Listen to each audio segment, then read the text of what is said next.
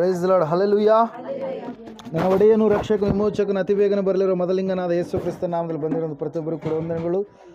ದೇವರು ನಿಮ್ಮನ್ನು ಅತ್ಯಧಿಕವಾಗಿ ಆಶೀರ್ವಾದ ಮಾಡಲಿ. ಈ ಸಮಯದಲ್ಲಿ ನಮ್ಮ ಬಲಗೈನ ಮೇಲೆ ಕೆತ್ತೋಣ, ಈ ವಾಕ್ಯವನ್ನು ಅರಿಕೆ ಮಾಡೋಣ. ಯೆಹೋವನು ಒಳ್ಳೆಯವನು, ಆತನ ಕೃಪೆಯು ಶಾಶ್ವತವಾಗಿರುವುದು. ಯೆಹೋವನು ಒಳ್ಳೆಯವನು, ಆತನ ಕೃಪೆಯು ಶಾಶ್ವತವಾಗಿರುವುದು. ಯೆಹೋವನು ಒಳ್ಳೆಯವನು, ಆತನ ಕೃಪೆಯು ಶಾಶ್ವತವಾಗಿರುವುದು. Amen, amen, amen. Hallelujah. Praise the lord. ಓದುವಾರ ನಾವು ಧ್ಯಾನ ಮಾಡಿದಂಥ ವಾಕ್ಯ ಯಾವುದಾಗಿತ್ತು? ಯಾರಾದ್ರೂ ನೆನಪು ಮಾಡ್ತೀರ ಒಂದು ಸಾರಿ?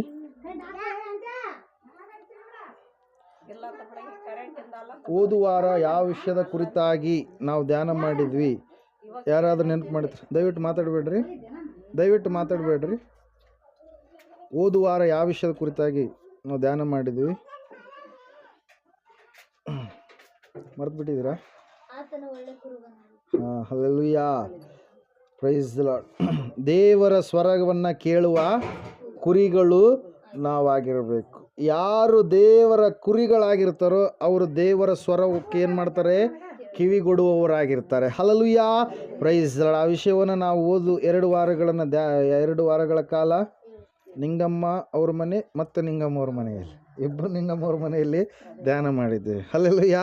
Price the lord. ಇವತ್ತಿನ ದಿವಸ ಕೀರ್ತನೆಗಳು 53ನೇ ಕೀರ್ತನೆ. ದೇವರ ಸನ್ನಿಧಾನವನ್ನು ಆಪೇಕ್ಷಿಸುವ ಮನಸ್ಸು ನಮಗೆ ಇರುವಾಗ ನಾವು ದೇವರ ದೃಷ್ಟಿಯಲ್ಲಿ ಏನಾಗಿರ್ತೀವಿ ಎನ್ನುವಂಥ ಸಂದೇಶವನ್ನು ನೋಡ್ಲಿಕ್ಕೆ ಹೋಗ್ತಾ ಇದ್ದೇವೆ. ಹಲ್ಲೆಲೂಯಾ.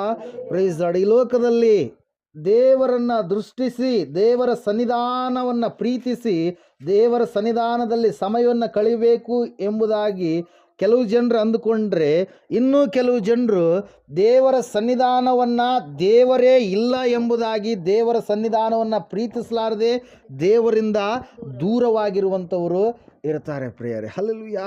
ದೇವರ ವಾಕ್ಯ ಸ್ಪಷ್ಟವಾಗಿ ನಮಗೆ ಹೇಳ್ತಾ ಇದೆ, ದೇವರ ಸನ್ನಿಧಾನದಲ್ಲಿ ಕೂತುಕೊಂಡಿರುವಂಥ ನೀನು ನಾವುಗಳೆಲ್ಲರೂ ಕೂಡ ದೇವರ ದೃಷ್ಟಿಯಲ್ಲಿ ಏನಾಗಿದ್ದೇವೆ?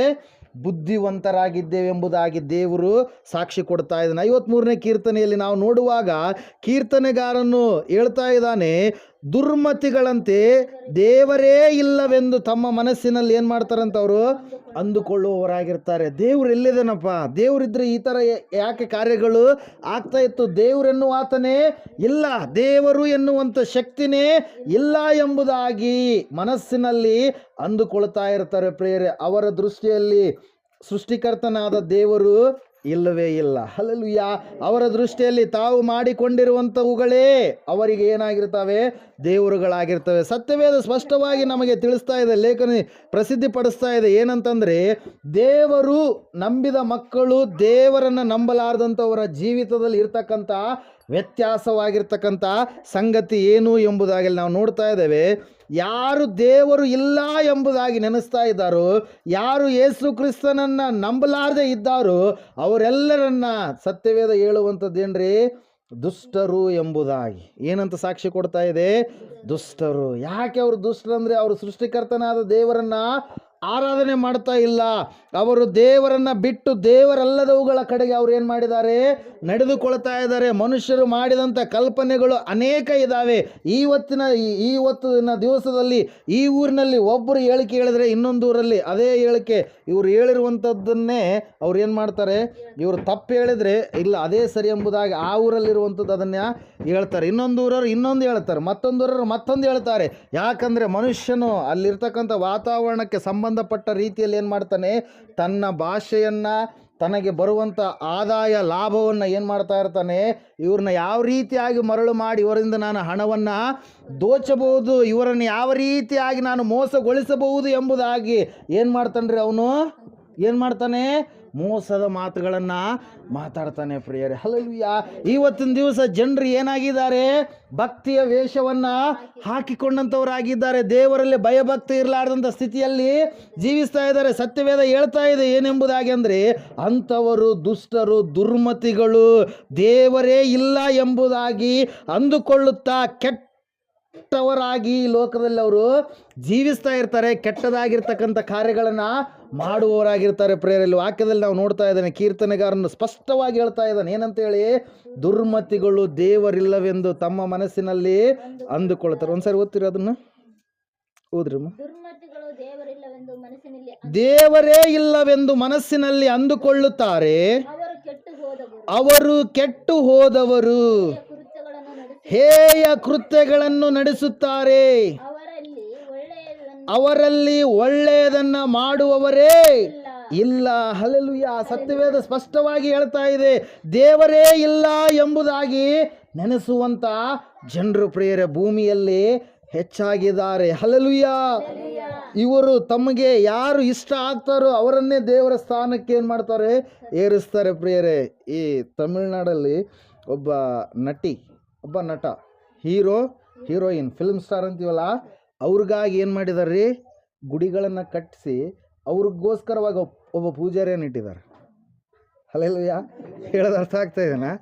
ಒಬ್ಬ ಹೀರೋ, ಒಬ್ಬ ಹೀರೋಯಿನ್, ಮತ್ತು ಒಬ್ಬ ರಾಜಕಾರಣಿ ವ್ಯಕ್ತಿ, ಅವ್ರಿಗೋಸ್ಕರವಾಗಿ ಏನು ಮಾಡಿದ್ದಾರೆ, ಗುಡಿಗಳನ್ನು ಕಟ್ಟಿಸಿದ್ದಾರೆ, ಒಬ್ಬೊಬ್ಬ ಪೂಜಾರಿಯನ್ನು ನೇಮಕ ಮಾಡಿದ್ದಾರೆ, ಅದಕ್ಕೆ ಸಂಬಂಧಪಟ್ಟಿರ್ತಕ್ಕಂಥ ಒಂದು ಶ್ಲೋಕವನ್ನು ತಾವೇ ರೆಡಿ ಮಾಡಿದ್ದಾರೆ, ಮತ್ತೇನು ಮಾಡ್ತಾ ಇದ್ದಾರೆ, ಅದಕ್ಕೆ ಭಕ್ತರನ್ನು ನಡೆಸ್ತಾ ಇದ್ದಾರೆ. ಅವರ ಜೀವಿತಗಳನ್ನು ನಾವು ನೋಡುವಾಗ ಭಯಂಕರವಾಗಿ ಬರ್ಬರವಾಗಿರ್ತಕ್ಕಂಥ ಕೆಟ್ಟದಾಗಿರ್ತಕ್ಕಂಥ ಜೀವಿತವನ್ನು ಅವರು ಜೀವಿಸಿದಂಥವರಾಗಿದ್ದಾರೆ, ಪಾಪ ಕೃತ್ಯಗಳನ್ನು ಮಾಡಿದಂಥವರಾಗಿದ್ದಾರೆ. ಅವರು ತೆಗೆದಿರ್ತಕ್ಕಂಥ ಆ ಒಂದು ಸಿನಿಮಾಗಳಿಂದ ಅನೇಕ ಯೌವನಸ್ಥರು ಏನಾಗಿದ್ದಾರೆ, ಹಾಳಾಗಿ ಹೋಗಿದ್ದಾರೆ. ಕುಟುಂಬದಲ್ಲಿ ಭಯಂಕರವಾದ ಪಾಪ ಕೃತ್ಯಗಳು ತುಂಬಿಕೊಂಡಿದ್ದಾವೆ. ಇವತ್ತಿನ ದಿವಸದಲ್ಲಿ ನಾವು ನೋಡ್ತಾ ಇದ್ದೇವೆ, ಯಾರನ್ನು ಕೂಡ ನಂಬಲಾರದ ಸ್ಥಿತಿಗೆ ಜನರು ಏನು ಮಾಡಿದ್ದಾರೆ, ಬಂದು ಬಿಟ್ಟಿದ್ದಾರೆ. ಪ್ರಿಯರೇ, ಸಿಟಿಗಳಲ್ಲಿ ನಾವು ನೋಡುವಾಗ ಭಯಂಕರವಾಗಿರ್ತಕ್ಕಂಥ ಪಾಪದ ಕೃತ್ಯಗಳನ್ನು ಜನರು ಮಾಡ್ತಾ ಇರ್ತಾರೆ. ಪ್ರಿಯ, ಅದಕ್ಕೆ ಪ್ರಚೋದನೆಯಾಗಿರುವಂಥದ್ದು ಯಾವುದು ರೀ, ಅವು ಸಿನಿಮಾಗಳು, ಆ ಸೀರಿಯಲ್ಗಳು, ಆ ಕೆಟ್ಟ ದೃಶ್ಯಗಳನ್ನು ನೋಡಿ ನಾನು ಕೂಡ ಅದರಂಗ ಮಾಡಬೇಕು, ನಾನು ಕೂಡ ಬೇಗ ಶ್ರೀಮಂತ ಆಗಬೇಕು, ಏನೆಲ್ಲ ಮಾಡಬೇಕಂತೇಳಿ ಏನೆಲ್ಲ ಕಾರ್ಯಗಳನ್ನು ಏನು ಮಾಡಿದ್ದಾರೆ, ಅವರು ಮಾಡುವಂಥವರಾಗಿದ್ದಾರೆ. ಅಂಥವರ ಏನು ಮಾಡಿದ್ದಾರೆ, ಗುಡಿಗಳನ್ನು ಕಟ್ಟಿಕೊಂಡಿದ್ದಾರೆ. ಹೇಯವಾದ ಕೃತ್ಯಗಳನ್ನು ನಡೆಸಿದಂಥ ವ್ಯಕ್ತಿಗಳ ಗುಡಿಗಳನ್ನು ಜನರು ಕಟ್ಟಿಕೊಂಡಿದ್ದಾರೆ. ಪ್ರೇರೆ, ದೇವರ ವಾಕ್ಯ ಹೇಳ್ತಾ ಇದೆ, ಆ ದುರ್ಮತಿಗಳು ದೇವರೇ ಇಲ್ಲ ಎಂಬುದಾಗಿ ನೆನೆಸಿ ತಮ್ಮ ಹೃದಯದಲ್ಲಿ ಅಂದುಕೊಂಡು ದೇವರಿಗೆ ವಿರೋಧವಾದ ಕಾರ್ಯಗಳನ್ನು ಮಾಡುತ್ತಾ ತಮ್ಮ ಜೀವಿತವನ್ನೆಲ್ಲ ದೇವರನ್ನು ಬಿಟ್ಟು ನಡೀತಾ ಇದ್ದಾರೆ. ಪ್ರಿಯರೇ, ಅವರು ಕೆಟ್ಟು ಹೋಗಿದ್ದಾರೆ. ಈ ಒಂದು ವಚನವನ್ನು ನಾವು ಆದಿಕಾಂಡ ಪುಸ್ತಕ 6ನೇ ಅಧ್ಯಾಯದಲ್ಲಿ ನಾವು ನೋಡುವಾಗ, 6ನೇ ಅಧ್ಯಾಯ ತೆಗಿರಿ, ಆದಿಕಾಂಡ ಪುಸ್ತಕ, ನೋಹನ ಕಾಲದಲ್ಲಿ ಇರ್ತಕ್ಕಂಥ ಜನರ ಪರಿಸ್ಥಿತಿ ಯಾವ ರೀತಿಯಾಗಿತ್ತು ಒಂದು ಸಾರಿ ನೀವು ನೋಡ್ರಿ. 5ನೇ ವಾಕ್ಯ.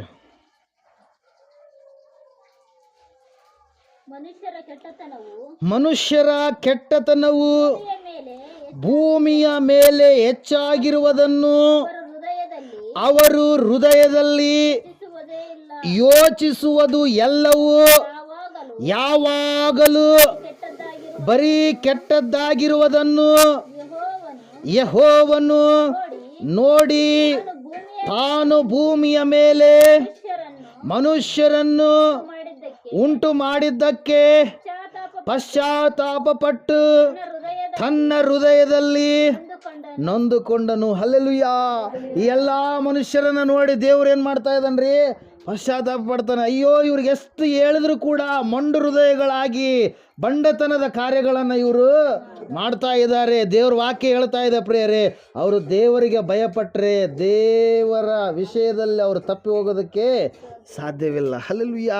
ದೇವರಿಗೆ ಭಯಪಡ್ತಾ ಇಲ್ಲ. ದೇವರು ಮುಂದೆ ನ್ಯಾಯ ತೀರ್ಪನ್ನು ಮಾಡ್ತಾನೆ. ಆತನು ಪ್ರತಿ ಪ್ರಶ್ನೆಯನ್ನು ಕೇಳ್ತಾನೆ. ಆತನ ನ್ಯಾಯಾಸನದ ಮುಂದೆ ನಾವು ನಿಂತುಕೊಳ್ಬೇಕಾಗುತ್ತೆ. ಆತನು ಭಯಂಕರ ಸ್ವರೂಪಿಯಾಗಿರುವಂಥ ದೇವರು, ಆತನಿಗೆ ಒಳಗಾಗಿ ನಾವು ಜೀವಿಸಬೇಕಾಗುತ್ತೆ ಎನ್ನುವಂಥ ಸ್ಥಿತಿ ಗೊತ್ತಿರಲಾರ್ದೆ ಅನೇಕರು ಏನು ಮಾಡ್ತಾ ಇದ್ದಾರೆ, ಜೀವಿಸ್ತಾ ಇದ್ದಾರೆ. ದೇವ್ರ ವಾಕ್ಯ ಹೇಳುತ್ತೆ, ಸ್ವರ್ಗ ಮರ್ತ್ಯ ಪಾತಾಳ ಲೋಕದಲ್ಲಿ ಇರುವವರೆಲ್ಲರೂ ಕೂಡ ಯೇಸುವಿನ ನಾಮದಲ್ಲಿ ಅಡ್ಡ ಬಿದ್ದು ಆತನನ್ನು ಆರಾಧಿಸುವರು ಎಂಬುದಾಗಿ, ಮೊಣಕಾಲೂರಿ ಅಡ್ಡ ಬಿದ್ದು ಆತನನ್ನು ಆರಾಧಿಸ್ತಾರೆ ಎಂಬುದಾಗಿ. ಹಲ್ಲೆಲೂಯಾ. ಅದರ ಸಲುವಾಗಿ ಪ್ರಿಯರೇ, ದೇವರಿಗೆ ನೀವು ಭಯಪಡುವವರಾಗಿರ್ರಿ, ದೇವರ ಮಾತುಗಳನ್ನು ನೀವು ಕೇಳುವವರಾಗಿರ್ರಿ. ದೇವರ ವಾಕ್ಯ ಹೇಳ್ತಾ ಇದೆ, ದುರ್ಮತಿಗಳು ದೇವರೇ ಇಲ್ಲ ಎಂಬುದಾಗಿ ನೆನೆಸಿ ದೇವರಿಗೆ ಅಹಿಷ್ಟವಾದ ಕಾರ್ಯಗಳನ್ನು ತಮ್ಮ ಜೀವಿತದಲ್ಲಿ ಮಾಡುತ್ತಾ ದೇವರ ಮನಸ್ಸನ್ನು ನೋಯಿಸುವಂಥವರಾಗಿರ್ತಾರೆ. ದೇವರಿಗೆ ಮತ್ತೆ ಪುನಃ ಶಿಲುಬೆಗೆ ಹಾಕುವಂಥವ್ರು ಯಾರ್ರೀ? ಇವರೇ. ಯಾರು? ದುರ್ಮತಿಗಳು. ಅಂದ್ರೆ ಏನ್ರಿ? ದೇವರನ್ನು ನಂಬಲಾರದಂಥ ಜನರು. ಹಲ್ಲೆಲೂಯಾ. ಆದರೆ ಇವತ್ತಿನ ದಿವಸ ದೇವರ ಒಂದು ಧ್ಯಾನದ ವಾಕ್ಯದ ಅಂಶ ಏನಾಗಿದೆ? ದೇವರ ಸಾನ್ನಿಧ್ಯವನ್ನು ಆಪೇಕ್ಷಿಸುವವರು. ಹಲ್ಲೆಲೂಯಾ.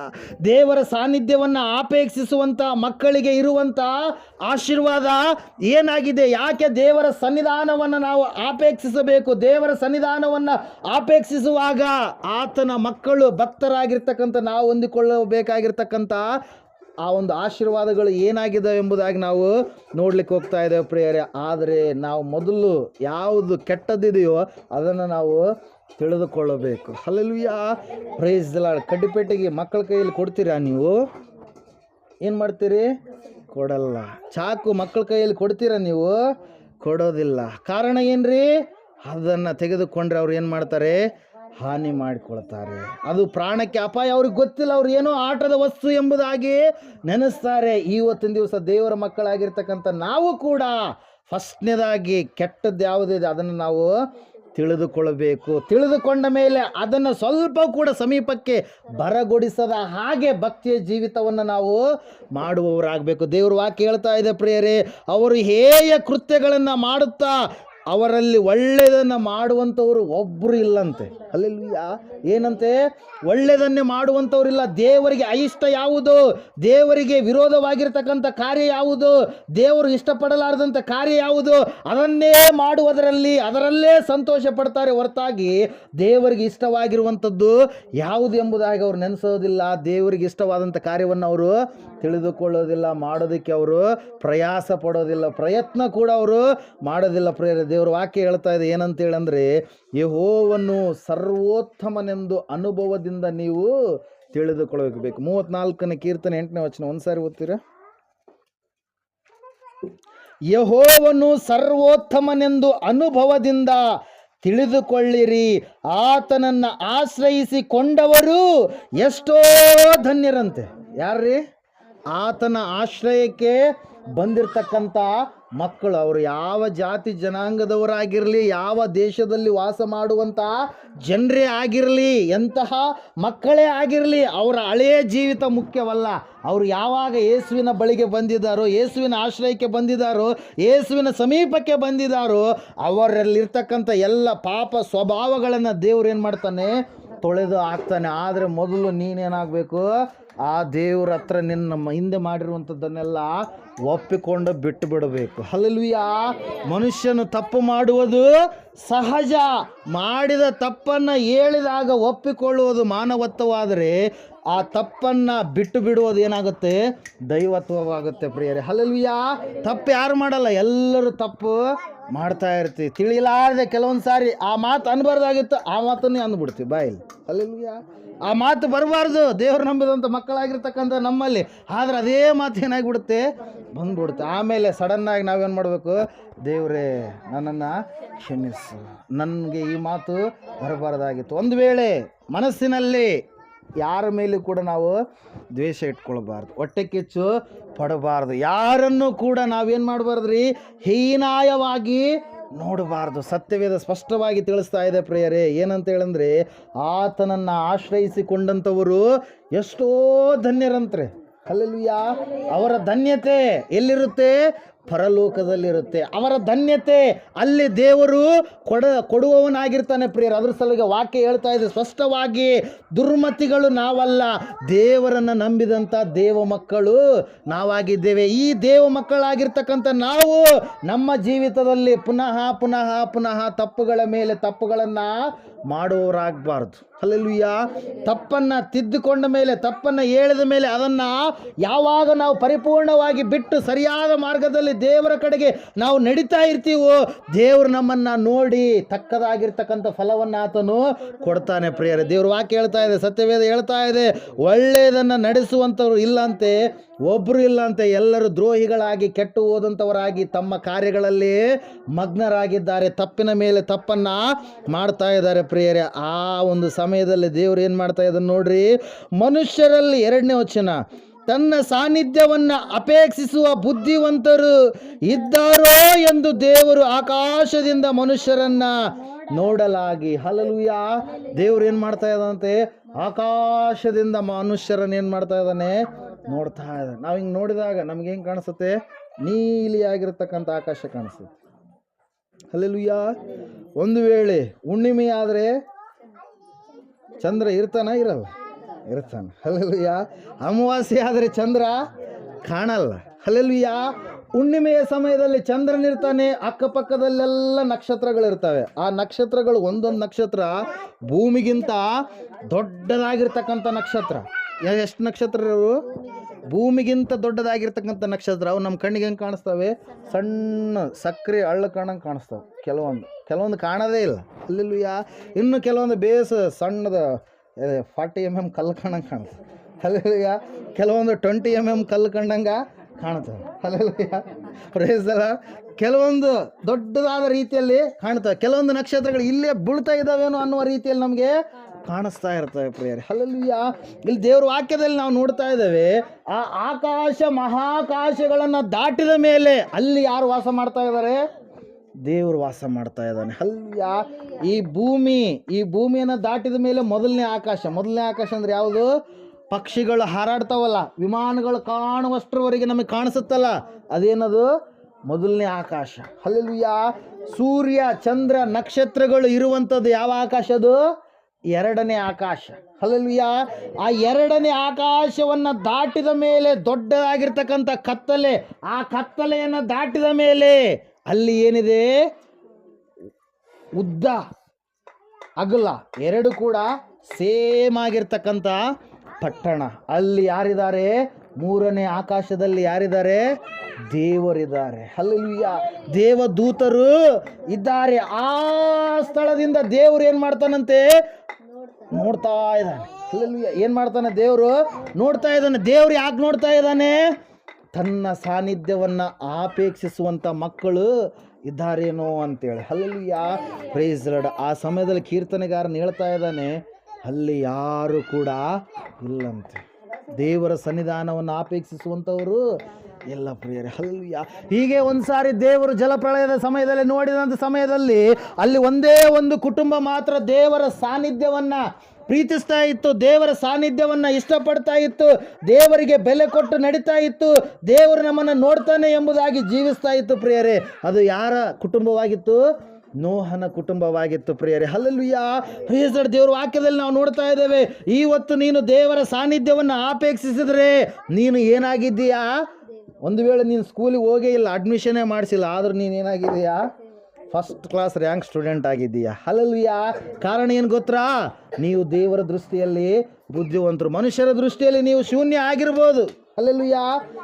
ಮನುಷ್ಯರ ದೃಷ್ಟಿಯಲ್ಲಿ ಏನು ಅಲ್ಲ ಬಿಡು ಅನ್ನುವಂಥ ಸ್ಥಿತಿಯಲ್ಲಿ ನೀವು ಇರ್ಬೋದು. ಆದರೆ ದೇವರ ಸನ್ನಿಧಾನವನ್ನು ನೀನು ಆಪೇಕ್ಷಿಸಿ ದೇವರ ಸನ್ನಿಧಾನ ಕೂಡುವಂಥ ಸ್ಥಳಕ್ಕೆ ನೀನು ಬರುವುದೇ ಆದರೆ ದೇವರು ನಿನಗೆ ಕೊಡುವಂಥ ಹೆಸರೇನ್ರಿ? ಬುದ್ಧಿವಂತಳು ಎಂಬುದಾಗಿ. ಹಲ್ಲೆಲೂಯ. ಕಾರಣ ಏನಂದರೆ, ನೀನು ಈ ಲೋಕದಲ್ಲಿ ಹುಟ್ಟಿರುವಂಥ ಮನುಷ್ಯರು ಯಾವುದನ್ನು ತಿಳಿದುಕೊಳ್ಳಬೇಕಾಗಿತ್ತೋ ಅವರು ಅದನ್ನು ತಿಳಿದುಕೊಳ್ಳಲಿಲ್ಲ. ನೀನು ಯಾವುದನ್ನು ತಿಳಿದುಕೊಳ್ಳಬೇಕಾಗಿದೆಯೋ ಅದನ್ನು ನೀನೇನು ಮಾಡಿದೀಯಾ? ತಿಳಿದುಕೊಂಡಿದೀಯಾ. ಹಲ್ಲೆಲೂಯ. ಮನುಷ್ಯರೆಲ್ಲರೂ ತಿಳಿದುಕೊಳ್ಳಬೇಕಾಗಿತ್ತು, ನಾನು ಯಾಕೆ ಈ ಲೋಕಕ್ಕೆ ಬಂದಿದ್ದೇನೆ, ಯಾಕೆ ನನ್ನ ದೇವರು ಈ ಲೋಕಕ್ಕೆ ಕಳಿಸಿದ್ದಾನೆ. ಬಂದ ಮೇಲೆ ನನಗೆ ಇರುವಂಥ ಭಾರ, ದೊಡ್ಡದಾಗಿರ್ತಕ್ಕಂಥ ಭಾರ, ಪಾಪದ ಭಾರವನ್ನು, ಹೊರೆಯನ್ನು ತೊಲಗಿಸುವಂಥವರು ಯಾರು? ನಾನು ಆತ್ಮಿಕವಾಗಿ ಬೆಳೆಯಬೇಕಾದ್ರೆ ನನಗೊಬ್ಬ ಗುರು ಬೇಕು, ನಡೆಸುವಂಥ ಗುರು ಬೇಕು. ಆ ಗುರು ನನಗೆ ಎಲ್ಲಿ ಸಿಗುತ್ತಾನೆ? ದೇವರು ಯಾರನ್ನು ನನಗೆ ಗುರುವಾಗಿ ನೇಮಕ ಮಾಡಿದ್ದಾನೆ, ಇಟ್ಟಿದ್ದಾನೆ, ಅಂಥೇಳಿ ಪರಿಪೂರ್ಣವಾಗಿ ನೀವು ಭಕ್ತಿಯ ಜೀವಿತದಲ್ಲಿ ತಿಳಿದುಕೊಂಡಿದ್ದೀರಲ್ಲ, ನೀವೇ ದೇವರಿಗೆ ಏನಾಗಿದ್ದೀರಿ? ಪ್ರಿಯರಾದಂಥವರು, ಬುದ್ಧಿವಂತರಾಗಿದ್ದೀರಿ ಎಂಬುದಾಗಿ ದೇವರು ಸಾಕ್ಷಿ ಕೊಡ್ತಾ ಇದ್ದಾನೆ. Hallelujah, praise lord. ದೇವರ ವಾಕ್ಯದಲ್ಲಿ ನಾವು ನೋಡ್ತಾ ಇದ್ದೇವೆ ಪ್ರಿಯರೇ, ದೇವರ ಸಾನ್ನಿಧ್ಯವನ್ನ ಅಪೇಕ್ಷಿಸುವಂತ ನೀವು ದೇವರ ದೃಷ್ಟಿಯಲ್ಲಿ ಏನಾಗಿದ್ದೀರಿ? ಬುದ್ಧಿವಂತರಾಗಿದ್ದೀರಿ. ಒಂದ್ಸಾರಿ ಹಿಜ್ಕೀಯನು ಪ್ರಾರ್ಥನೆ ಮಾಡ್ತಾನೆ ಪ್ರಿಯರೇ, ಯೆಶಾಯನ ಪ್ರವಾದನೆ ಗ್ರಂಥದ ಕಡೆಗೆ ಒಂದ್ಸಾರಿ ಬರ್ರಿ ನೀವು. 35ನೇ ಅಧ್ಯಾಯದಲ್ಲಿರುತ್ತೆ.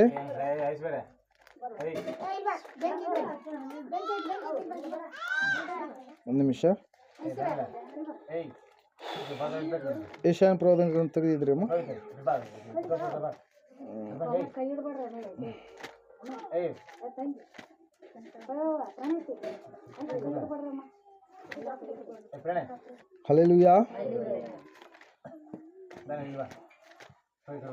38ನೇ ಅಧ್ಯಾಯ, ಸಾರಿ.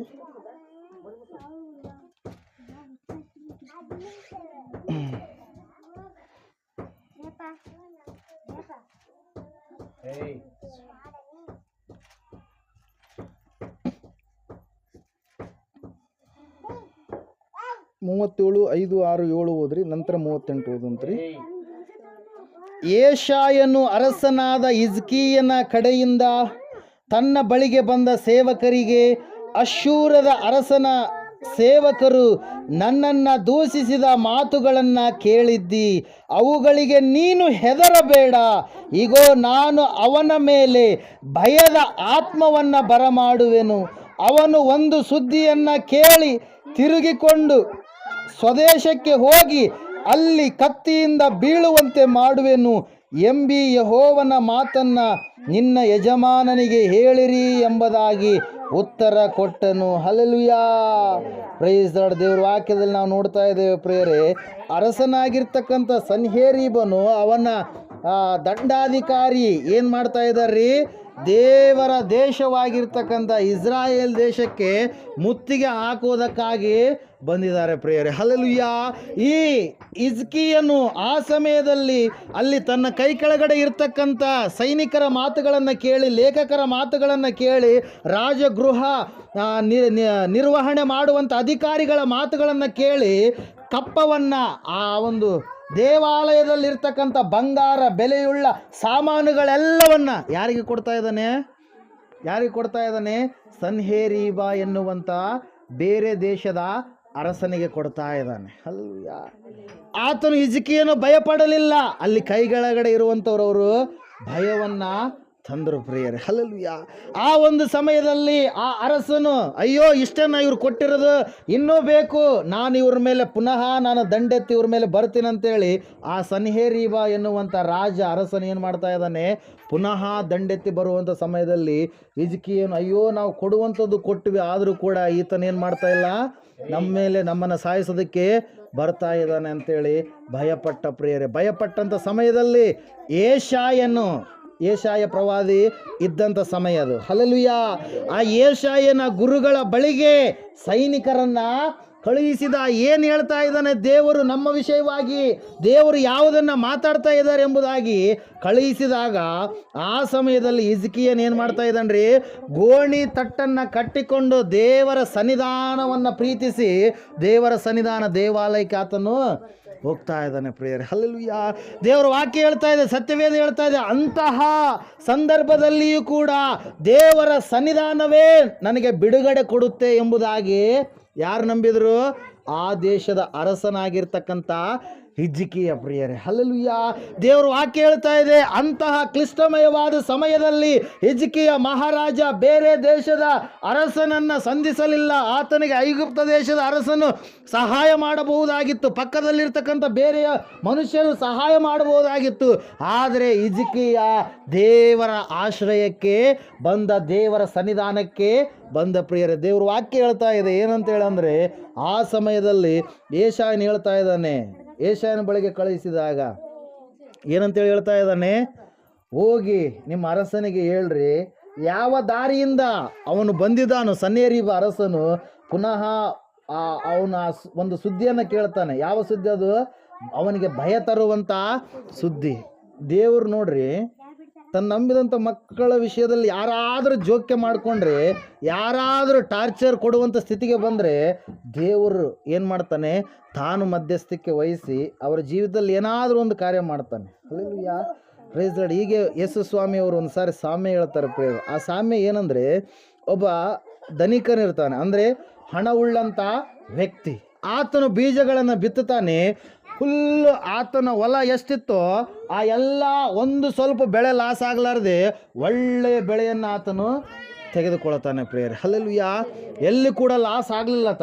ಅವಾಗ ಆತನೇನು ಮಾಡ್ತಾನೆ, ನನ್ನ ಈಗಿರ್ತಕ್ಕಂಥ ಗೋಡನ್ ಏನಂತೀವಿ ನಾವು, ಗೋದಾಮು ಎಲ್ಲ ತುಂಬಿಬಿಟ್ಟು ಇನ್ನೂ ಕೂಡ ನಾನೇನು ಮಾಡಬೇಕು, ಫಿಲ್ಲಪ್ ಮಾಡೋದಕ್ಕೆ ನನ್ನ ಹತ್ರ ಭಾಳ ಬೆಳೆಗಳಿದ್ದಾವೆ, ಚೀಲಗಳು ಭಾಳ ಇದ್ದಾವೆ ಅಂಥೇಳಿ ಏನು ಮಾಡ್ತಾ ಇದ್ದಾನೆ, ಮತ್ತೆ ದೊಡ್ಡದಾಗಿರ್ತಕ್ಕಂಥ ಗೋಡನ್ನು ಕಟ್ಸ್ಬೇಕಂತೇಳಿ ಏನು ಮಾಡ್ತಾ ಇದ್ದಾನೆ, ರಾತ್ರಿ ಅಂದ್ಕೊಳ್ತಾ ಇದ್ದಾನೆ, ಆಹಾ ನನ್ನ ಪ್ರಾಣ ನೀನೇನು ಮಾಡು, ಸಂತೋಷ ಪಡು, ಸುಖ ಪಡು. ಇಷ್ಟೆಲ್ಲ ಯಾರಿಗೆ ಅದ, ನಿನಗೆ ಐತಲ್ಲ, ಇಷ್ಟೆಲ್ಲ ನಿನಗೆ ಆದ. ಇಷ್ಟು ಬೆಳೆ ಯಾರೂ ಬೆಳ್ಕೊಂಡಿಲ್ಲ, ಇಷ್ಟು ಹಣ ಯಾರ ಹತ್ರ ಇಲ್ಲ, ಇಷ್ಟು ದೊಡ್ಡದಾಗಿರ್ತಕ್ಕಂಥ ಗೋಡನ್ಗಳು ಯಾರ ಹತ್ರ ಇಲ್ಲ, ಎಲ್ಲ ತುಂಬಿಬಿಟ್ಟವ. ಸಂತೋಷ ಪಡು, ದೇಹ ಸಂತೋಷ ಪಡು, ತಿನ್ನು, ಉಣ್ಣು, ಕುಡಿ, ಏನೆಲ್ಲ ನೀನು ಏನು ಮಾಡು ಎಂಬುದಾಗಿ ಏನು ಮಾಡ್ತಾ ಇದ್ದಾನೆ, ಅವನು ಅಂದುಕೊಳ್ತಾ ಇದ್ದಾನೆ ಪ್ರೇಯರ್. ಆ ವ್ಯಕ್ತಿ, ಹಣ ಇರ್ತಕ್ಕಂಥ ವ್ಯಕ್ತಿ, ದೇವರನ್ನು ತಿಳಿಯಲಾರ್ದ ವ್ಯಕ್ತಿ. ಅವಾಗ ದೇವರು ಮಾತಾಡ್ತಾ ಇರ್ತಾರೆ. ಏನಂತೇಳಿ ಮಾತಾಡ್ತಾರೆ ಅಂದರೆ, ಎಷ್ಟು ಬುದ್ಧಿಹೀನನು ನೀನು, ಇವತ್ತಿನ ದಿವಸವೇ ನಿನ್ನ ಕೈಯಲ್ಲಿರುವಂಥ ಪ್ರಾಣ, ನಿನ್ನ ಪ್ರಾಣ ಅದು ಯಾರ ಕೈಯಲ್ಲಿ ಅದ, ನನ್ನ ಕೈಯಲ್ಲಿ ಅದ. ದೇವರು ಹೇಳುವಂಥ ಮಾತು. ಹಲ್ಲೆಲೂಯಾ. ನಿನ್ನ ಪ್ರಾಣವನ್ನು ಇವತ್ತಿನ ದಿವಸವೇ ಕೇಳ್ತಾರೆ. ನೀನು ಎಲ್ಲಿ ನಾಳೆ ಗೋಡನ್ ಕಡಿಸಿ, ಎಲ್ಲಿ ಇದು ಮಾಡ್ಕೊತಿ, ನೀನು ಎಲ್ಲಿ ತಿಂತಿ, ನೀನು ಎಲ್ಲಿ ಸುಖ ಪಡ್ತಿ. ಹಲ್ಲೆಲೂಯಾ. Praise the lord. ದೇವರ ಕೈಯಲ್ಲಿ ಮನುಷ್ಯರ ಆಯುಷ್ಯ ಇದೆ. ದೇವರು ಯಾವ ರೋಗಗಳನ್ನಾದರೂ ಆತನು ಬರಮಾಡಬಲ್ಲ, ಯಾವ ರೋಗಗಳನ್ನಾದರೂ ಆತನು ಸ್ವಸ್ಥ ಮಾಡಬಲ್ಲ. ದೇವರು ಯಾವ ಸಮಾಧಾನದ ಆತ್ಮವನ್ನಾದರೂ ಕೊಡಬಲ್ಲ, ಭಯದ ಆತ್ಮವನ್ನಾದರೂ ಕೊಡಬಲ್ಲ. ಸೌಲನಿಗೆ ದೇವರು ಏನು ಕಳಿಸಿದಂತೆ, ದುರಾತ್ಮ ಕಳಿಸಿದಂತೆ. ವಾಕ್ಯದಲ್ಲಿ ನಾವು ನೋಡ್ತಾ ಇದ್ದೀವಿ ಏನಂತ ಹೇಳಿ, ಯೆಹೋವನಿಂದ ಬಂದಿರುವಂಥ, ದೇವರಿಂದ ಕಳುಹಿಸಲ್ಪಟ್ಟಿರ್ತಕ್ಕಂಥ ದುರಾತ್ಮ ಸೌಲನಲ್ಲಿ ಇದ್ದ ಕಾರಣ ಅವನು ಅಸಮಾಧಾನದಿಂದ ಇದ್ದ. ಅದನ್ನು ಹೋಗಲಾಡಿಸುವುದಕ್ಕಾಗಿ ಮತ್ತೆ ಯಾರು ಬಂದರು, ದಾವೀದನು ಕಿನ್ನರಿಯನ್ನು ಬಾರಿಸುತ್ತಾ ಆರಾಧನೆ ಮಾಡ್ತಾ ಇರಬೇಕಾದ್ರೆ ಆ ದುರಾತ್ಮ ಓಡಿ ಹೋಗ್ತಾ ಇತ್ತು. ಹಲ್ಲೆಲೂಯಾ. ದೇವರಿಗೆ ಅಸಾಧ್ಯ ಯಾವುದೂ ಇಲ್ಲ. ದೇವರ ಬಳಿಯಲ್ಲಿ ಇದ್ದುಕೊಂಡು ಜೀವಿಸುವಂಥ ಮಕ್ಕಳಿಗೆ ಯಾರಾದರೂ ಏನಾದರೂ ತೊಂದರೆ ಕೊಟ್ಟರೆ ಅಲ್ಲಿ ದೇವರು ಜೋಕ್ಯ ಮಾಡಿಕೊಳ್ತಾನೆ ಪ್ರೇರ. ದೇವರು ವಾಕ್ಯ ಹೇಳ್ತಾ ಇದೆ, ಸತ್ಯವೇದ ಹೇಳ್ತಾ ಇದೆ ಏನಂತ ಹೇಳಿ, ಆ ಸನ್ಹೇರಿಯೊಬ್ಬ ಅರಸನಿಗೆ ದೇವರು ಏನು ಕೊಟ್ರಂತೆ, ಭಯದ ಆತ್ಮವನ್ನು ಕೊಟ್ರಂತೆ. ಅವನಿಗೆ ಸಡನ್ನಾಗಿ ಏನಾಗ್ತಾ ಇದೆ, ಈಗ ಭಯ ಆಗ್ತಾ ಇದೆ. ಅಯ್ಯೋ ನಾ ಇಲ್ಲಿಗೆ ಬಂದ್ಬಿಟ್ಟೆ, ನನ್ನ ದೇಶದಲ್ಲಿರ್ತಕ್ಕಂಥ ಜನರು, ನನ್ನ ದೇಶದಲ್ಲಿರ್ತಕ್ಕಂಥ ಹಣ ಏನು, ನನ್ನ ದೇಶದಲ್ಲಿರ್ತಕ್ಕಂಥ ನನ್ನ ಮಕ್ಕಳ ಸ್ಥಿತಿ ಏನು ಅಂತೇಳಿ ಭಯ ಬರುವಂಥ ಆತ್ಮ ಕೊಟ್ಟರಂತೆ. ಆ ಸಮಯದಲ್ಲಿ ನಾವು ನೋಡ್ತಾ ಇದ್ದೇವೆ, ಹಿಜ್ಕೀಯನು ಬಲವಾಗಿ ಏನು ಮಾಡ್ತಾ ಇದ್ದಾನೆ, ದೇವರ ಸನ್ನಿಧಾನದಲ್ಲಿ ಪ್ರಾರ್ಥಿಸಿದಂಥ ಸಮಯದಲ್ಲಿ ನೀವು 37ನೇ ಅಧ್ಯಾಯ ಯೆಶಾಯನ ಪ್ರವಾದನೆ ಗ್ರಂಥ 36, 37, 38 ಕೊನೆಯ ವಚನಗಳನ್ನು ಓದುವಾಗ ಅಲ್ಲಿ ನಾವು ನೋಡ್ತಾ ಇದ್ದೇವೆ, ಆಗ ಯೆಹೋವನ ದೂತನು ಹೊರಟು ಬಂದು ಅಶ್ಶೂರ್ಯರ ಪಾಳೆಯದಲ್ಲಿ 185,000 ಮಂದಿ ಸೈನಿಕರನ್ನು ಸಂಹರಿಸಿದನು. ಬೆಳಿಗ್ಗೆ ಎದ್ದು ನೋಡುವಲ್ಲಿ ಅವರೆಲ್ಲ ಹೆಣಗಳಾಗಿದ್ದರು. ಆಗ ಅಶ್ಶೂರ್ಯದ ಅರಸನಾದ ಸನ್ಹೇರೀಬನು ಹಿಂದಿರುಗಿ ನಿನೇವೆ ಪಟ್ಟಣಕ್ಕೆ ಹೋಗಿ ಅಲ್ಲಿ ವಾಸಿಸಿದನು. ಅವನು ಒಂದು ದಿವಸ ಗುಡಿಗೆ ಹೋಗಿ ತನ್ನ ದೇವರಾದ ನಿಸ್ರೋಕನನ್ನು ಆರಾಧಿಸುತ್ತಿರುವಾಗ ಅದ್ರಮಲ್ಲೇಕ್ ಸೆರೆಚೇರ್ ಎಂಬ ಅವನ ಮಕ್ಕಳು ಅವನನ್ನು ಕತ್ತಿಯಿಂದ ಕೊಂದು ಅರಾರಟ್ ದೇಶಕ್ಕೆ ಓಡಿ ಹೋದರು. ಅವನಿಗೆ ಬದಲಾಗಿ ಅವನ ಮಗನಾದ ಏಸರ್ ಅದ್ದೋನನು ಅರಸನಾದನು. ಎಂಥ ಸಾವು ಕಣ್ಣರಿತ, ಸ್ವಂತ ಮಕ್ಕಳೇ ಏನು ಮಾಡಿದ್ರಿ, ಈತನನ್ನು ಕೊಂದರು ಪ್ರಿಯರೇ. ಈತನಿಗೆ ಆಸ್ತಿ ಇದೆ, ಐಶ್ವರ್ಯ ಇದೆ, ಸೈನಿಕರಿದ್ದಾರೆ, ಏನೆಲ್ಲ ಇದೆ, ಆದರೆ ಈತನಿಗೆ ಏನಿಲ್ಲ, ಸಮಾಧಾನ ಇಲ್ಲ. ಒಂದು ರಾತ್ರಿಯಲ್ಲಿ ಆತ ಅಂದ್ಕೊಳ್ತಾ ಇದ್ದಾನೆ, ಆಯಿತು ನಾಳೆ ದಿವಸ ನಾನು ಯೆರೂಸಲೇಮ್ ಪಟ್ಟಣವನ್ನು ಮುತ್ತಿಗೆ ಹಾಕಿಬಿಡ್ತೀನಿ, ಸಮಾರ್ಯ ಪಟ್ಟಣವನ್ನು ಮುತ್ತಿಗೆ ಹಾಕಿಬಿಡ್ತೀನಿ, ದೇವಾಲಯದಲ್ಲಿ ಇನ್ನೂ ಇರ್ತಕ್ಕಂಥ ಆಭರಣಗಳೆಲ್ಲವನ್ನು ನಾನು ಕದ್ದುಕೊಂಡು ಬಿಡ್ತೀನಿ, ಅಲ್ಲಿರ್ತಕ್ಕಂಥ ಎಲ್ಲ ಹೆಂಗಸರನ್ನು, ಚಿಕ್ಕ ಮಕ್ಕಳನ್ನು ಸರಿಯಾಗಿ ನನ್ನ ದೇಶಕ್ಕೆ ನಾನು ಕರೆದುಕೊಂಡು ಹೋಗ್ಬಿಡ್ತೀನಿ, ಎಲ್ಲ ಗಂಡಸರನ್ನು ಸಾಯಿಸಿಬಿಡ್ತೀನಿ ಅಂತೇಳಿ ಆತನ ಅಂದುಕೊಂಡಿದ್ದ. ಆತನ ಯಾವುದರಲ್ಲಿ ಬಲವನ್ನು ತೋರಿಸ್ತಾ ಇದ್ದಾನೆ, ನನಗೆ ಕುದುರೆಗಳಿದ್ದಾವೆ, ನನ್ನಲ್ಲಿರ್ತಕ್ಕಂಥ ಸೈನಿಕರು ದಷ್ಟಪುಟ್ಟರು ಭಾಳ ಹೈಟ್ ಇದ್ದಾರೆ, ಬಲಾಢ್ರಿದ್ದಾರೆ ಅಂತೇಳಿ ಅಂದ್ಕೊಳ್ತಾ ಇದ್ದಾನೆ. ಒಬ್ಬ ದೇವದೂತ ಬಂದ ಪ್ರಿಯರ ರಾತ್ರಿಯ ಸಮಯದಲ್ಲಿ. ಅವ್ರು ಗುಡಾರಗಳನ್ನು ಹಾಕ್ಕೊಂಡಿದ್ದಾರೆ. ಅಂದರೆ ನೀವು ಬೆಂಗಳೂರಿಗೆ ಹೋದಾಗ ಓದೋರಿದ್ದೀರಿ, ಯಾರಾದರೂ ಹೋದಾಗ ನೀವೇನು ಮಾಡ್ತೀರಿ, ಅದು ಬರಕ್ಕೆ ತಾರ್ಪಲ್ಲಿ ಏನು ಮಾಡ್ತೀರಿ ಹಿಂಗೆ ರೌಂಡಾಗಿ ಹಾಕ್ಕೊಂತೀರಲ್ಲ, ಭಾಳ ಚಂದ ಇರುತ್ತೆ. ಅದ್ರೊಳಗಡೆ ಮಲಗೋದು ಭಾಳ ಚಂದ ಇರುತ್ತೆ. ಅಲ್ಲಿಯ ಪ್ರೈಸ್ ನಾನು ಬೆಂಗಳೂರಿಗೆ ಹೋದಾಗ ಒಂದ್ಸರಿ ಮಲಗಿದ್ದೀನಿ, ಅದ್ರ ಸಲ ಹೇಳ್ತಾ ಇದೆ. ಅಲ್ಲಿಯ ಪ್ರೈಸ್ ಇಲ್ಲಿ ನಾವು ನೋಡ್ತಾ ಇದ್ದೇವೆ ಪ್ರಿಯರೇ, ಅಂತಹ ಡೇರೆಗಳು ದೊಡ್ಡ ಏನು ಮಾಡಿದ್ದಾರೆ, ಹಾಕ್ಕೊಂಡಿದ್ದಾರೆ. ಹಾಕ್ಕೊಂಡಿರುವಂಥ ಸಮಯದಲ್ಲಿ ಮಧ್ಯ ರಾತ್ರಿಯಲ್ಲಿ ಸಡನ್ನಾಗಿ ದೇವರ ದೂತನ ಏನು ಮಾಡಿದ, ಇಳಿದು ಬೆಳಗ್ಗೆ ಆಯಿತು. ಆ ಅಶ್ಶೂರ ಮಹಾರಾಜ ಹೊರಗಡೆ ಬಂದು ಡೇರೆಯಲ್ಲಿ ನೋಡ್ತಾ ಇದ್ದಾನೆ ಒಬ್ಬೊಬ್ರನ್ನ. ಅಲ್ಲಿ ಯಾರು ಕೂಡ ಇಲ್ಲ, ರಕ್ತ ಇಲ್ಲ, ಏನು ಗಾಯಗಳು ಆಗಿಲ್ಲ, ಆದರೆ ಎಲ್ಲರ ಪ್ರಾಣ ಏನಾಗಿದೆ ರೀ, ಹಾರಿ ಹೋಗಿದೆ. ಅಲ್ಲಯ್ಯ, ಆ ಮರಣ ದೂತ ಒಂದೇ ಸರಿಗೆ ಅವರೆಲ್ಲ 185,000 ಜನರು ಸಾಯಿಸೋಕ್ಕೆ ಎಷ್ಟು ಜನ ಬೇಕು, ಮತ್ತೆ ಅಷ್ಟು 185,000 ಜನ ಬೇಕು. ಅಟ್ಲೀಸ್ಟ್ 1,00,000 ಜನರಾದರೂ ಬೇಕು. ಆದರೆ ದೇವರು ಹಿಜ್ಕೀಯನ ಪ್ರಾರ್ಥನೆಯನ್ನು ಕೇಳಿದ. ಸನ್ನಿಧಾನದಲ್ಲಿ ಕೂತ್ಕೊಂಡಿರ್ತಕ್ಕಂಥವ್ರು ಕೇಳಿದಂಥವುಗಳನ್ನು ದೇವ್ರು ಏನು ಮಾಡ್ತಾನೆ, ಅನುಗ್ರಹ ಮಾಡ್ತಾನೆ. ಅದ್ರ ಸಲ 34ನೇ ಕೀರ್ತನೆಯಲ್ಲಿ ನಾವು ನೋಡ್ತಾ ಇದ್ದೇವೆ. ಒಂದ್ಸಾರಿ ಓದ್ತೀರ ಕೊನೆಯದಾಗಿ 34ನೇ ಕೀರ್ತನೆ.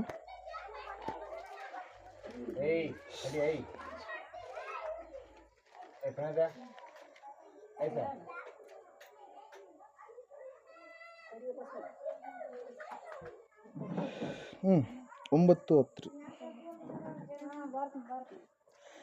ಯೆಹೋವನ ಜನರೇ, ಆತನಲ್ಲಿ ಭಯಭಕ್ತಿಯುಳ್ಳವರಾಗಿರ್ರಿ. ಆತನಲ್ಲಿ ಭಯಭಕ್ತಿಯುಳ್ಳವರಿಗೆ ಯಾವ ಕೊರತೆಯೂ ಇರುವುದಿಲ್ಲ.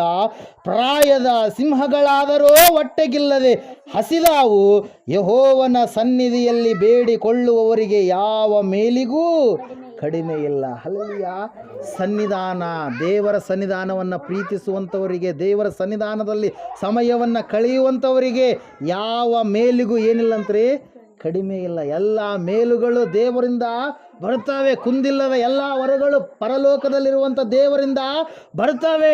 ಆತನು ಒಂದು ಸಾರಿ ಆತನ ಸನ್ನಿಧಾನದಲ್ಲಿ ಬೇಡಿರುವಂಥ ನೀನು ನಂಬಿಕೆಯಿಂದ ಬೇಡಿದ್ದೇ ಆದರೆ ಆ ಒಂದು ಬೇಡಿಕೆಯನ್ನು ದೇವರು ಏನು ಮಾಡ್ತಾನೆ, ನಿಷ್ಫಲಗೊಳಿಸೋದಿಲ್ಲ, ನಿರರ್ಥಕಗೊಳಿಸೋದಿಲ್ಲ. ಆತನ ಏನು ಮಾಡ್ತಾನೆ, ನೀನು ಬೇಡಿರುವಂಥದ್ದನ್ನು ಕಾರ್ಯ ಜರುಗಿಸ್ತಾನೆ, ನೆರವೇರಿಸ್ತಾನೆ. ಪ್ರೇರೆ ಹಲ್ಲೆಲೂಯಾ. ಅದರ ಸಲುವಾಗಿ ದೇವರ ಮಕ್ಕಳೇ, ನಾವು ಏನು ಮಾಡಬೇಕು, ದೇವರು ಇಲ್ಲ ಅನ್ನುವಂಥ ಪದ ನಮ್ಮ ಬಾಯಿಂದ ಬರಬಾರ್ದು. ನಾವು ಸನ್ನಿಧಾನದಲ್ಲಿ ಕುಂತ್ಕೊಂಡಿದ್ದೇವೆ, ನಾವು ದೇವರನ್ನು ಆರಾಧಿಸುವಂಥವರಾಗಿದ್ದೇವೆ. ಹಲ್ಲೆಲೂಯಾ. ನಮ್ಮನ್ನು ದೇವರು ನೋಡ್ತಾ ಇದ್ದಾನೆ, ನಮಗೆ ಬೇಕಾದಂಥವುಗಳನ್ನು ದೇವರು ಅನುಗ್ರಹ ಮಾಡುವವನಾಗಿದ್ದಾನೆ. ಅದಕ್ಕೋಸ್ಕರವಾಗಿ ಪ್ರಿಯರೇ, ದೇವರ ಸನ್ನಿಧಾನದಲ್ಲಿ ಬೇಡಿಕೊಳ್ಳುವವರಿಗೆ ಕೊರತೆ ಇಲ್ಲ, ಯಾವ ಮೇಲಿಗೂ ಕೂಡ ಕಡಿಮೆ ಇಲ್ಲ. ಇದನ್ನು ನಾವು ಪರಿಪೂರ್ಣವಾಗಿ ನಂಬಬೇಕು, ವಿಶ್ವಾಸ ಇಡಬೇಕು. ದೇವರು ಒಳ್ಳೆಯ ವಾಕ್ಯವನ್ನು ಆಶೀರ್ವದಿಸಿ ದಿವಸದಲ್ಲಿ ನಮ್ಮೆಲ್ಲರ ಆತ್ಮಗಳ ಲಾಭಕ್ಕಾಗಿ ಆಮೇನ್. ಈ ಸಮಯದಲ್ಲಿ ನಾವೆಲ್ಲರೂ ಎದ್ದು ನಿಂತ್ಕೊಳ್ಳೋಣ, ಪ್ರಾರ್ಥನೆ ಮಾಡೋಣ. ಸ್ತೋತ್ರ ಕರ್ತನೆ, ಈ ಸಮಯದಲ್ಲಿ ಸಹೋದರ ಸಹೋದರಿ, ನಿನ್ನ ಜೀವಿತ ಯಾವ ರೀತಿಯಾಗಿದೆ ಒಂದು ಸಾರಿ ಪರೀಕ್ಷೆ ಮಾಡಿಕೊ. ದೇವರಿಲ್ಲ ಎನ್ನುವಂಥ ಮಾತು ನಿನ್ನ ಬಾಯಿಂದ ಬರ್ತಾ ಇದೆಯಾ? ಸನ್ಹೇರೀಬ ಅರಸನು ದಂಡೋಪದಂಡವಾಗಿ ಅನೇಕ ಲಕ್ಷ ಸೈನಿಕರನ್ನು ಕರೆದುಕೊಂಡು ಬಂದಿರುವಾಗ ಹಿಜ್ಕೀಯನು ಹೇಳುವಂಥ ಮಾತು ಒಂದೇ, ನನ್ನ ದೇವರು ನನ್ನ ಪಕ್ಷವಾಗಿ ಇದ್ದಾನೆ. ನನ್ನ ದೇವರ ಪ್ರವಾದಿಯಾಗಿರುವಂಥ ಯೆಶಾಯನ ಬಳಿಗೆ ನೀವು ಹೋಗಿ, ಯೆಶಾಯನು ಅಂದರೆ ದೇವರು ಆತನ ಮೂಲಕವಾಗಿ ನುಡಿಸುವ ಮಾತು ಯಾವುದಾಗಿದೆ ನನಗೆ ತಿಳಿಸಿರಿ ಎಂಬುದಾಗಿ ಹೇಳಿದಾಗ ಆತನು ಸನ್ನಿಧಾನದಲ್ಲಿ ಕೂತ್ಕೊಂಡು ಪ್ರಾರ್ಥಿಸ್ತಾ ಇದ್ದಾನೆ. ದೇವರೇ, ನಿನ್ನ ದೇವಾಲಯ ಹಾಳಾಗಿ ಹೋಗಬಾರ್ದು. ದೇವರೇ, ನಿನ್ನ ಮಕ್ಕಳಿಗೆ ಹಿಂಸೆ ಸಂಕಟ ಬರಬಾರ್ದು. ದೇವರೇ, ಇನ್ನೊಬ್ಬರು ಬಂದು ದೋಚಿಕೊಂಡು ಹೋಗಿದ್ದಾರೆ ಎನ್ನುವಂಥ ಮಾತುಗಳು ಬೇರೆ ಜನಾಂಗದವರು ಮಾತಾಡಬಾರ್ದು, ಬೇರೆ ರಾಜರುಗಳು ಮಾತಾಡಬಾರ್ದು, ರಾಜ್ಯದಲ್ಲಿರ್ತಕ್ಕಂಥ ಜನರು ಮಾತಾಡಬಾರ್ದು ಎಂಬುದಾಗಿ ಹಿಜ್ಕೀಯನು ಬಲವಾಗಿ ಪ್ರಾರ್ಥಿಸಿದಾಗ ದೇವರು ಹಿಜ್ಕೀಯನ ಪ್ರಾರ್ಥನೆಗೆ ಫಲ ನೀಡಿದ. ಪ್ರಿಯರೇ, ಒಂದೇ ಒಂದು ರಾತ್ರಿಯ ದಿವಸ 185,000 ಜನರು ಒಂದೇ ಸಾರಿಗೆ ಸತ್ತು ಹೋದ್ರ. ಕಾರಣ ಒಂದೇ, ದೇವರು ತನ್ನ ಸನ್ನಿಧಾನದಲ್ಲಿ ಬೇಡಿದಂಥ ಪ್ರಾರ್ಥನೆಯ ಮನವಿಯನ್ನು ಒಬ್ಬೇ ಒಬ್ಬ ದೂತನನ್ನು ಕಳುಹಿಸೋದರ ಮೂಲಕವಾಗಿ ಆತ ನೆರವೇರಿಸಿದ. ಪ್ರಿಯರೇ, ಆ ಕಾರ್ಯಗಳನ್ನು ಮಾಡಿದ ದೇವರು ಇವತ್ತು ಕೂಡ ಸಜೀವನಾಗಿರುವ ದೇವರಾಗಿದ್ದಾನೆ. ವಾಕ್ಯ ಹೇಳುತ್ತೆ, ಆತನು ನಿನ್ನೆ ಇವತ್ತು ನಿರಂತರವೂ ಏಕ ರೀತಿಯಾಗಿರುವ ದೇವರು ಎಂಬುದಾಗಿ, ಆತನು ಮಾರ್ಪಡದ ದೇವರು ಎಂಬುದಾಗಿ. ಈ ಸಮಯದಲ್ಲಿ ಆತನನ್ನು ಬೇಡಿಕೊಳ್ಳುತ್ತೀಯಾ? ದೇವರೇ, ನಾನು ಇಷ್ಟು ದಿವಸ ಲೋಕದಲ್ಲಿ ಏನೆಲ್ಲ ಕಾರ್ಯಗಳನ್ನು ಮಾಡಿದ್ದೀನಪ್ಪ, ಇಷ್ಟು ದಿವಸ ನಾನು ಮಾಡಿರುವಂಥದ್ದೆಲ್ಲ ಕೂಡ ವ್ಯರ್ಥ ಸ್ವಾಮಿ. ನಾನು ಇನ್ನು ಮುಂದೆ ಆದರೂ ಭಕ್ತಿವಂತಳಾಗಿ ನಡೀತೀನಿ ಎಂಬುದಾಗಿ ಒಂದು ಸಾರಿ ದೃಢವಾದ ತೀರ್ಮಾನ ತೆಗೆದುಕೋ ಸಹೋದರ ಸಹೋದರಿ. ದೇವರ ಸನ್ನಿಧಾನದಲ್ಲಿ ನೀನು ಜೀವಿಸಿರುವಂಥದ್ದು, ಕಳೆದಿರುವಂಥ ಕಾಲ ದೇವರ ದೃಷ್ಟಿಯಲ್ಲಿ ಲೆಕ್ಕಕ್ಕೆ ಬರುವಂಥದ್ದು ಪ್ರಿಯರೇ. ಲೋಕದಲ್ಲಿ ನೀನು ಏನು ಮಾಡಿದರೂ ಕೂಡ ದೇವರ ದೃಷ್ಟಿಯಲ್ಲಿ ಅದು ಲೆಕ್ಕಕ್ಕಿಲ್ಲ. ಈ ಸಮಯದಲ್ಲಿ ನಾವು ಪ್ರಾರ್ಥನೆ ಮಾಡಿಕೊಳ್ಳೋಣ. ಮಹೋನ್ನತನು ಮಹಾಪರಿಶುದ್ಧನಾದ ದೇವರು, ಅದ್ಭುತ ಆಶ್ಚರ್ಯ ಕಾರ್ಯಗಳನ್ನು ಮಾಡುವ ಮಹಾದೇವರೇ, ಹೌದು ಸ್ವಾಮಿ ದೇವರೇ, ನಿನ್ನ ಸನ್ನಿಧಾನವನ್ನು ಆಪೇಕ್ಷಿಸುವಂಥವರು ಬುದ್ಧಿವಂತರೆಂಬುದಾಗಿ ಹೇಳಿದೆಯಾ ಸ್ವಾಮಿ. ಕರ್ತನ ನಿನ್ನ ಸನ್ನಿಧಾನವನ್ನು ಆಪೇಕ್ಷಿಸಿದಂಥ ನೋಹನ ಕುಟುಂಬವನ್ನು ಸ್ವಾಮಿ ಜಲಪ್ರಳಯದ ಸಂದರ್ಭದಲ್ಲಿ ಸ್ವಾಮಿ ನೀನು ಕಾಪಾಡಿದ್ದೀಯಪ್ಪ. ಕರ್ತ ನಿನ್ನ ಸನ್ನಿಧಾನವನ್ನು ಆಪೇಕ್ಷಿಸಿದಂಥ ಹಿಜ್ಕೀಯನನ್ನ ಸ್ವಾಮಿ, ಅವನಿಗೆ ಅನಾರೋಗ್ಯ ಬಂದಾಗಲೂ ಅವನನ್ನು ಸ್ವಾಮಿ 15 ವರ್ಷ ಕೂಡಿಸಿ ಕರ್ತನೆ ದೀರ್ಘಾಯುಷ್ಯವನ್ನು ಅನುಗ್ರಹಿಸಿ ಕಾಪಾಡಿದ್ದೀಯಪ್ಪ. ಅದಕ್ಕಾಗಿ ಸ್ತೋತ್ರಗಳಯ್ಯ. ಹೌದು ಸ್ವಾಮಿ, ನಿನ್ನ ಸನ್ನಿಧಾನವನ್ನು ಆಪೇಕ್ಷಿಸುವಂಥ ನಮಗೆ ಸ್ವಾಮಿ ನೀನು ಎಷ್ಟೋ ಪ್ರೀತಿ ಮಾಡಿದ್ದಿ. ಅದಕ್ಕಾಗಿ ಸ್ತೋತ್ರಗಳಯ್ಯ. ಕರ್ತನೆ, ನಾವು ನಿನಗೆ ಎಷ್ಟೋ ರೀತಿಯಲ್ಲಿ ಸ್ವಾಮಿ ಗಾಯ ಮಾಡಿದಾಗಲೂ, ಅವಮಾನ ಪಡಿಸಿದಾಗಲೂ, ಕೆಟ್ಟ ಮಾತುಗಳನ್ನು ಮಾತಾಡಿದಾಗಲೂ ಪುನಃ ನಮ್ಮನ್ನು ಸ್ವೀಕಾರ ಮಾಡಿದ್ದಕ್ಕಾಗಿ ನಿನಗೆ ಅನಂತ ಕೃತಜ್ಞತಾ ಸ್ತೋತ್ರಗಳನ್ನು ಸಲ್ಲಿಸ್ತಾ ಇದ್ದೇವೆ ಸ್ವಾಮಿ. ನಮ್ಮನ್ನು ಆಶೀರ್ವಾದ ಮಾಡಯ್ಯ.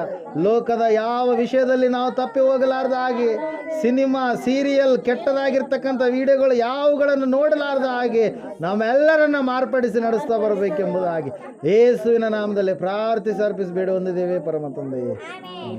ನಮ್ಮ ತಂದೆಯಾದ ದೇವರ ಶಾಶ್ವತವಾದ ಪ್ರೀತಿಯು, ಕುಮಾರನಾಗಿ ಬಂದಿರೋ ಯೇಸು ಕ್ರಿಸ್ತನ ಶಾಶ್ವತವಾದ ಕೃಪೆಯು, ಪರಿಶುದ್ಧಾತ್ಮ ದೇವರ ಶಾಶ್ವತವಾದ ಅನ್ಯೋನ್ಯತೆ ನಡೆಸುವಿಕೆ, ಅಲಂಕರಿಸುವಿಕೆ ಕೂಡಿ ಬಂದಿರೋ ಇವರ ಸಂಗಡಲು, ಸಕಲ ಸದ್ಭಕ್ತರ ಸಂಗಡಲು, ಪ್ರಪಂಚದಲ್ಲಿರ್ತಕ್ಕಂಥ ಎಲ್ಲ ಮನುಷ್ಯರ ಸಂಗಡಲು ಸದಾಕಾಲ ನೆಲೆಯಾಗಿರಲಿ ಸ್ವಾಮಿ.